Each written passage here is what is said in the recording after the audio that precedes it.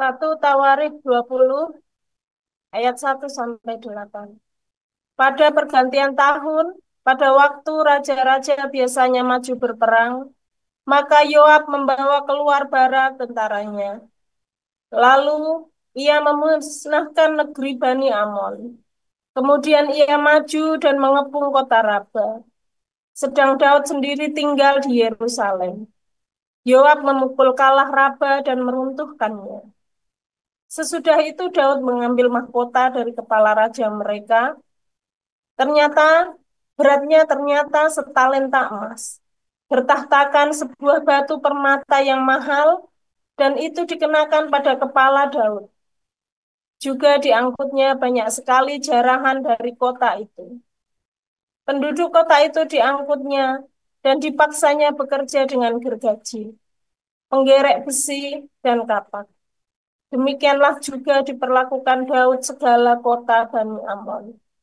Sesudah itu, pulanglah Daud dengan seluruh tentara ke Yerusalem. Sesudah itu, timbullah pertempuran melawan orang Filistin di Geser. Pada waktu itu, Sibhai, orang Husa, memukul kalah Sipai, seorang dari keturunan raksasa, dan mereka tundukkan. Maka terjadilah lagi pertempuran melawan orang Filistin. Lalu Elhanan bin Yair menewaskan Lahmi, saudara Goliat, orang Gad itu, yang gagang tombaknya seperti pesa tukang tenun. Lalu terjadi lagi pertempuran di Gad, dan di sana ada seorang yang tinggi perawakannya, yang tangannya dan kakinya masing-masing berjari 6, 24 seluruhnya. Juga orang ini termasuk keturunan raksasa. Ia mengolok-olok orang Israel. Maka Yonatan, anak Simea kakak Daud, menewaskannya. Orang-orang ini termasuk keturunan raksasa di Gad. Mereka tewas oleh tangan Daud dan oleh tangan orang-orangnya. Amin. Silakan dilanjut. Saya lanjutkan di Wahyu 12. Maka tampaklah suatu tanda besar di langit, seorang perempuan berselubungkan matahari, dengan bulan di bawah kakinya, dan sebuah mahkota dari 12 bintang di atas kepalanya. Ia sedang mengandung dan dalam keluhan dan penderitaannya hendak melahirkan, ia berteriak kesakitan. Maka tampaklah suatu tanda yang lain di langit. Dan lihatlah seekor naga merah padam yang besar, berkepala 7 dan bertanduk 10, yang di atas kepalanya ada 7 mahkota. Dan ekornya menyeret sepertiga dari bintang-bintang di langit dan melemparkannya ke atas bumi. Dan naga itu berdiri di hadapan perempuan yang hendak melahirkan itu untuk menelan anaknya. Segera sesudah perempuan itu melahirkannya, maka ia melahirkan seorang anak laki-laki dan akan mengembalakan semua bangsa dengan gada besi. Tiba-tiba anaknya itu dirampas dan dibawa lari kepada Allah dan ke taktanya. Perempuan itu lari ke padang gurun di mana telah disediakan suatu tempat baginya oleh Allah, supaya ia dipelihara di situ 1260 hari lamanya. Maka timbullah peperangan di surga. Mikael dan malaikat-malaikatnya berperang melawan naga itu, dan naga itu dibantu oleh malaikat-malaikatnya. Tetapi mereka tidak dapat bertahan, mereka tidak mendapat tempat lagi di surga. Dan naga besar itu, si ular tua yang disebut iblis atau Satan, yang menyesatkan seluruh dunia, dilemparkan ke bawah. Ia dilemparkan ke bumi bersama-sama dengan malaikat-malaikatnya. Dan aku mendengar suara yang nyaring di surga berkata, sekarang telah tiba keselamatan dan kuasa dan pemerintahan Allah kita dan kekuasaan Dia yang diurapannya. Karena telah dilemparkan ke bawah pendakwah saudara-saudara kita. yang mendakwah mereka siang dan malam di hadapan Allah kita. Dan mereka mengalahkan dia oleh darah anak domba, oleh perkataan kesaksian mereka, karena mereka tidak mengasihi nyawa mereka sampai ke dalam maut. Karena itu, bersukacitalah, hai surga, dan hai kamu sekalian yang diam di dalamnya. Celakalah kamu, hai bumi dan laut, karena iblis telah turun kepadamu dalam geramnya yang dahsyat. Karena itu, karena ia tahu bahwa waktunya sudah singkat. Dan ketika naga itu sadar bahwa ia telah dilemparkan di atas bumi, ia memburu perempuan yang melahirkan anak laki-laki itu. Kepada perempuan itu diberikan kedua sayap dari burung nasar yang besar, supaya ia terbang ke tempat di padang gurun, di mana ia dipelihara jauh dari tempat ular itu selama 1 masa, 2 masa, dan setengah masa. Lalu ular itu menyemburkan dari mulutnya air sebesar sungai ke arah perempuan itu, supaya ia dihanyutkan sungai itu. Tetapi bumi datang menolong perempuan itu. Ia membuka mulutnya dan menelan sungai yang disemburkan naga itu dari mulutnya. Maka marahlah naga itu kepada perempuan itu, lalu pergi memerangi keturunannya yang lain, yang menuruti hukum-hukum Allah dan memiliki kesaksian Yesus. Demikian firman Tuhan. Iya, terima kasih untuk para lektor hari ini yang sudah membacakan ayat-ayat Alkitab, Bu Enak Iswati dan Pak Puragil. Tuhan Yesus memberkati. Ya Bapak Ibu, tiba saatnya kita siapkan hati dan pikiran kita untuk menerima taburan firman Tuhan yang akan disampaikan oleh Gembala kita Pastor Joseph Pauluzang dengan judul Surga Kristen Perang Naga, Surga Islam Perang Seks. Pada Pastor dipersilakan. Haleluya, luar biasa. Judulnya salah. Surga Kristen Perang Naga, Surga Islam Pesta Seks. Menista bukan, itu kan pengakuan ustadz-ustadz mereka kalau tiap pagi pengajian di televisi itu aja kan hanya mengutip saja.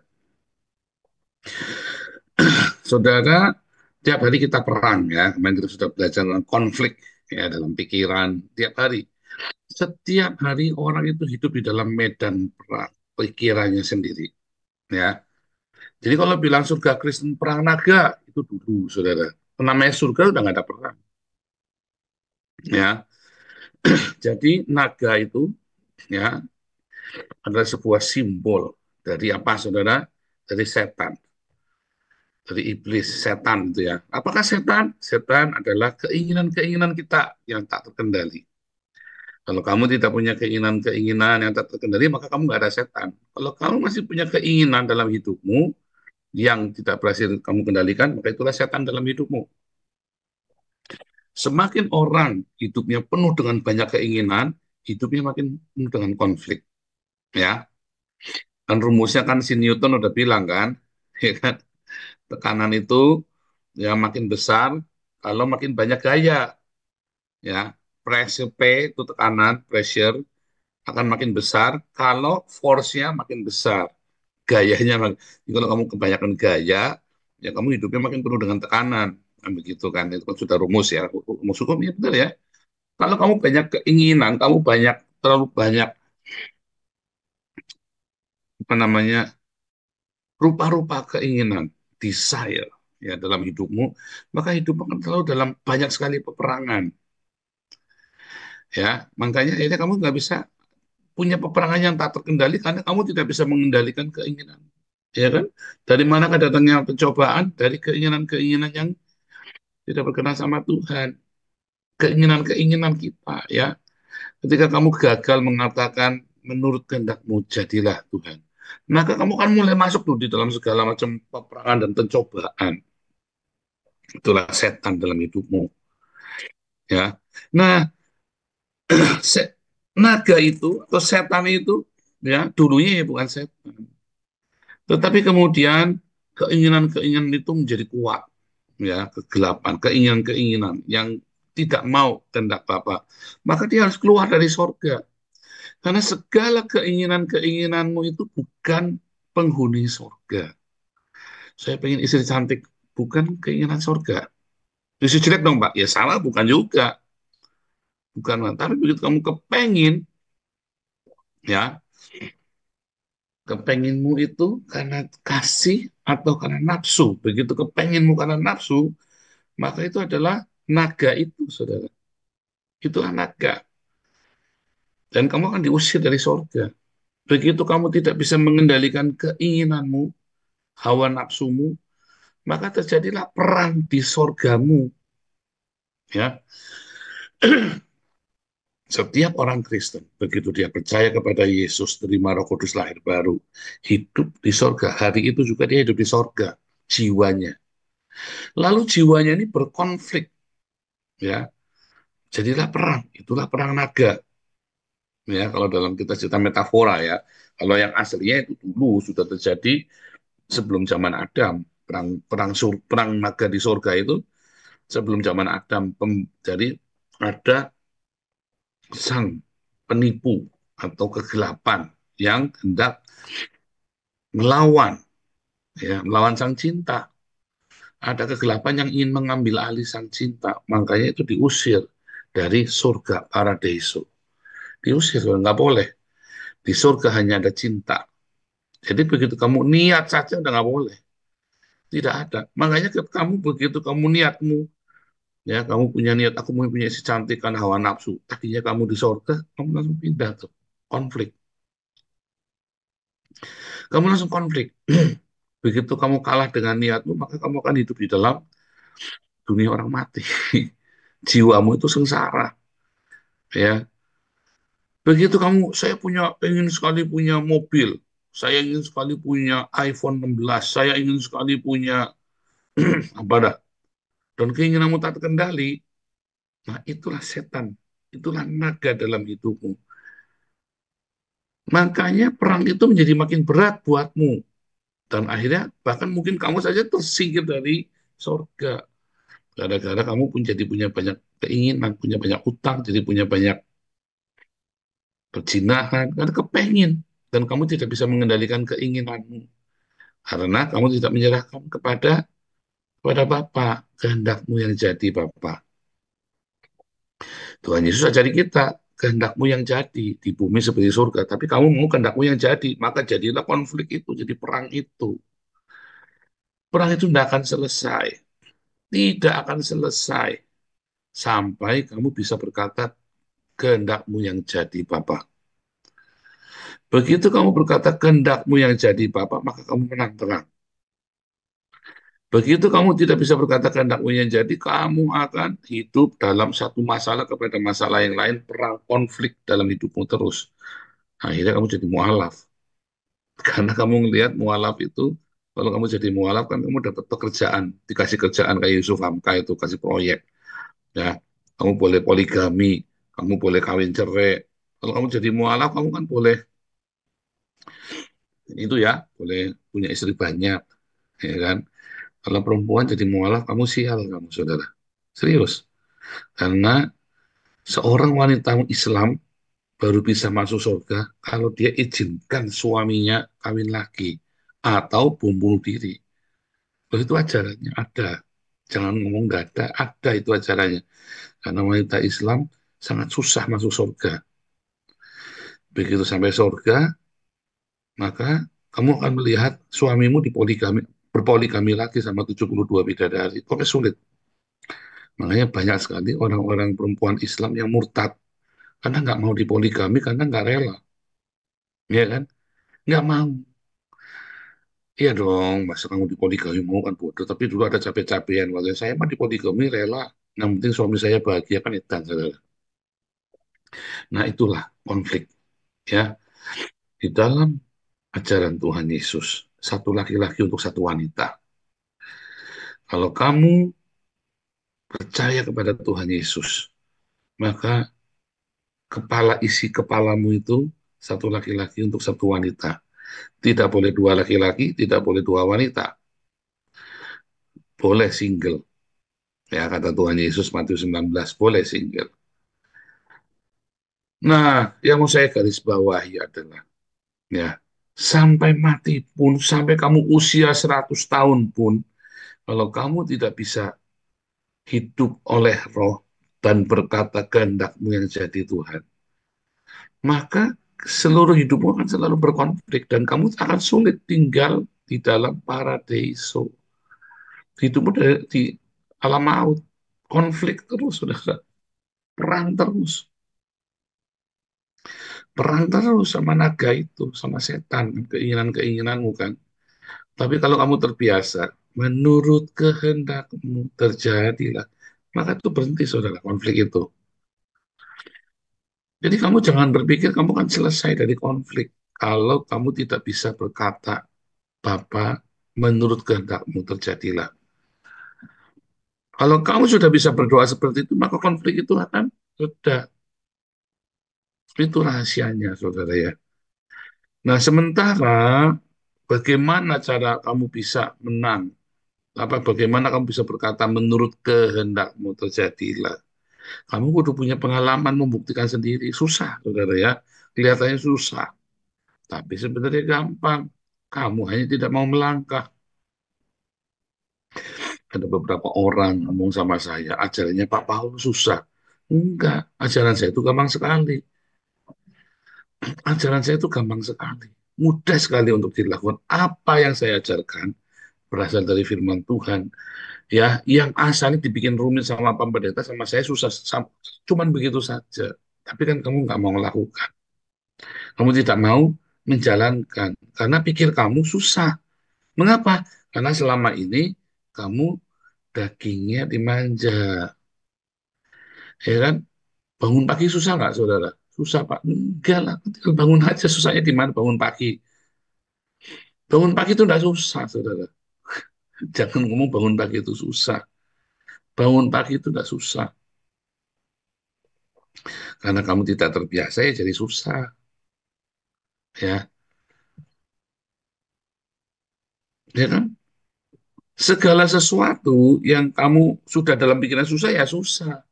Kalau dalam pikiran kamu, di dalam Yesus aku sanggup. Karena cinta aku sanggup. Maka seberat apapun jadi gampang. Seberat apapun jadi gampang. Ya, kalau bilang susah, maka seringan apapun jadi susah. Ya, seringan apapun jadi susah. Karena kamu bilang susah. Tapi kalau kamu bilang sama Tuhan, bersama Tuhan Yesus, segala sesuatu bisa. Ya bisa. Itu kan semua ada dalam pikiranmu, saudara. Konflik itu kan dalam pikiranmu. Kamu bilang bisa apa enggak? Begitu kamu bilang nggak bisa, ya nggak bisa. Dan sebetulnya bukan nggak bisa, nggak mau. Bagaimana supaya kita bisa berkata kehendakmu jadi, Bapak? Ya kamu kudu punya pengalaman sama Tuhan, dicoba. Kalau kamu nggak mau nyoba, kamu nggak bisa punya pengalaman sama Tuhan. Kalau lu terjun bebas, ya kan? Pengalaman bersama Tuhan. Ujilah aku, kata firman Tuhan. Bukan mencobai Tuhan, bukan. Mencobai Tuhan itu kamu gajinya cuma 10 juta, kamu nyicil Toyota Alfa tahun 2025 terbaru yang harganya kayak 15 juta sebulan. Itu namanya kamu mencobai Tuhan. Tetapi menguji Tuhan, kamu nggak punya uang malam ini. Besok anak sekolah, jangan utang. Berdoa, Tuhan ini sudah jam 11, saya mau cari uang di mana. Jangan utang, besok anak sekolah harus bayar. Bilang, kehendakmu yang terjadi Bapak. Berani coba gitu, harus berani. Saya belajar ya di Belanda ya, anak saya sekolah. Dulu belum warga negara, status saja belum jelas saya waktu itu ya, masih tunggu. Dokumennya masih dokumen tunggu. Anak saya sudah gelisah, ya, umur 19 tahun, nggak sekolah. Kan tertunda setahun waktu itu. Ya, 18 tahun, sorry ya, 18 tahun. Baru ulang tahun umur 18 itu ya, Februari 2019, saya ingat sekali. Terus kita berdoa, ya Tuhan kehendakmu yang jadi. Kita kalau mau bayar bisa langsung sekolah ya. Tapi uangnya dari mana? Bisa nggak kita utang? Bisa. Saya bilang serahkan sama Tuhan. Saya diam, serahkan sama Tuhan. Tiba-tiba anak ini bisa sekolah. ada yang sponsorin, pokoknya bisa masuk dulu, bayarnya nanti. Kemudian kita nggak mikir dulu, pokoknya ini bisa sekolah, yang penting masuk dulu, kata sponsornya. Lalu tibalah hari selesai, ya akhir tahun ajaran. Mau ditagih, kalau nggak salah ya, tagihannya 3.000 euro. 3.000 euro itu waktu itu masih 50 juta. Waktu duit dari mana? 3.000 euro. Ya, waduh. Tapi kemudian sponsornya bilang, berangkat aja, nggak apa-apa, ikut. Kan dipanggil untuk terima rapot, ya, saudara ya. Berangkat aja, serahkan. Ya Tuhan, kalau sampai nggak bisa gimana? Nggak usah utang. Ya udah, nggak ada ya sudah. Bilang aja nggak ada. Menurut kehendakmu terjadilah. Tiba-tiba anak saya dibagi rapot nilainya 10, saudara. Nah, waktu itu namanya penyesuaian ya, sekolah. Penyesuaian SMA masuk kuliah, karena di sini namanya skakel ya. Nilai 10, saudara ya. Terus gimana dong ini 10? Kaget administrasinya yang nagi-nagi itu ya. Terus lihat keluar, baru kali ini nih ada orang nilainya 10 nih di sini nih. Udah, kamu nggak usah bayar. Artinya kan sekolah yang harusnya bayar, harusnya pakai uang, kan nggak perlu pakai uang. Karena saya berkata, menurut kehendakmu terjadilah Tuhan. Nggak usah maksa. Menurut kehendakmu terjadilah. Kita tidak tahu mengapa begini, mengapa begitu. Kita tidak pernah tahu, saudara. Kamu harus belajar menurut kehendakmu terjadilah. Kamu harus belajar ngomong begitu. Uji Tuhan. Tuhan mencobai ya. Kalau mencobai, kamu memuaskan keinginanmu, ngecek Tuhan nanti ngasih mujizat enggak. Ya, wah aku tak ke Alexis mau cari capo ya, terus kamu ulanglah BB, kalau memang Tuhan sayang aku pasti akan dicegah. Tuhan akan mencegah supaya aku jangan jatuh dalam dosa. Itu namanya mencobai. Bodoh itu namanya, jangan mencobai Tuhan Allahmu. Tetapi pencobaan itu dan beda dengan kamu mencobai, menguji, sorry ya, menguji Tuhan berbeda dengan mencobai Tuhan. Menguji Tuhan itu kamu dengar firman Tuhan, hidup sederhana. Pak, kalau saya pakai baju sederhana, barang sederhana, orang nggak menghargai saya, Pak. Saya kan pakai bajunya sederhana. Orang-orang menghina, saudara. Nggak apa-apa, saudara. Tetapi saya, dengan cara yang ajaib, karena saya sudah tahu kebenaran ini, kalau saya gayanya glamor, saya akan kumpul dengan orang-orang glamor yang munafik, saudara. Serius ya, kamu pendeta, kenapa di gereja banyak orang munafik? Karena si pendeta mau glamor, duitnya tidak ada, tapi mau glamor hidupnya. Duitnya hasil dari mana? Kolektor. Dia mau belajar hidup glamor. Akhirnya apa, saudara? Kosong ngomong, bus kelihatannya angin badai, rambutnya, ya alisnya, itu ya jambul jambul badai segala macam, tapi duitnya kosong, bus, saudara. Kalau saya mah hidupnya sederhana ya, ini saya nggak punya uang, tak tunjukkan saya sederhana. Maka saya akan kumpul dengan orang-orang sederhana. Dan orang-orang yang sederhana ini bukan orang yang munafik, punya bilang punya, nggak punya bilang nggak punya. Karena saya orangnya seperti itu. Makanya saya ketemu dengan orang-orang yang seperti itu. Ya kan? Nah, kalau kamu terbiasa hidup dengan kemewahan, dengan penampilan, ya maka kamu akan kumpul dengan orang-orang yang seperti itu. Sak pendeta netizen begitu kamu ketemunya. Tapi kalau kamu orang yang sederhana, maka kamu akan ketemu orang-orang seperti saya yang sederhana, yang simpel. Sehingga kamu nggak tergoda untuk pamer. Gitu, itu rumus. Kamu uji, ya, ujilah Tuhan katanya. Diuji saja kalau kamu tidak percaya. Ya, tidak perlu kamu pamer harta kekayaan, tidak perlu kamu bermewah-mewah hidupnya, tidak perlu kamu hidup dengan gaya-gaya. Hidup sederhana saja, kamu akan ketemu dengan orang sederhana. Orang kere enggak? Enggak. Orang sederhana itu bukan orang kere, saudara. Tapi orang-orang yang punya uang, namun dia tahu bagaimana cara mengelola uangnya dengan bijaksana. Nanti kamu akan seperti itu. Bukan orang-orang yang gaya-gaya ya selangit, tapi duitnya bus semua, saudara, utang semua, ya, tiap akhir bulan kamu telepon, pasti nggak diangkat, karena dikira tukang debt collector. Handphonenya tiap akhir bulan mati, saudara ya. Nanti kira debt kolektor kalau ditagih ya tiap akhir bulan sampai heran kenapa tiap awal bulan selalu di luar kota ya. Ternyata awal bulan tagihannya banyak sehingga selalu menghindar. Gitu saudara ya. Kamu harus belajar sederhanakan hidupmu, memadankan dengan apa yang ada. Ujilah firman Tuhan. Kamu akan banyak berdiakonia, bersedekah. Ujilah firman Tuhan. Kamu mau hidup dengan pengampunan. Ujilah firman Tuhan. Buktikan. Buktikan. Ya, jangan kamu cuma dengar, oh iya teori. Jangan. Memang itu teori, tapi kamu lakukan. Karena itu gampang. Kamu cuma dilakukan. Mengucap syukur. Coba kamu lakukan. Ujilah firman Tuhan. Itu, saudara. Kalau kamu sudah uji, ternyata benar. Terus kamu lakukan, lama-lama kamu penuh dengan Roh Kudus. Lama-lama kamu fasih.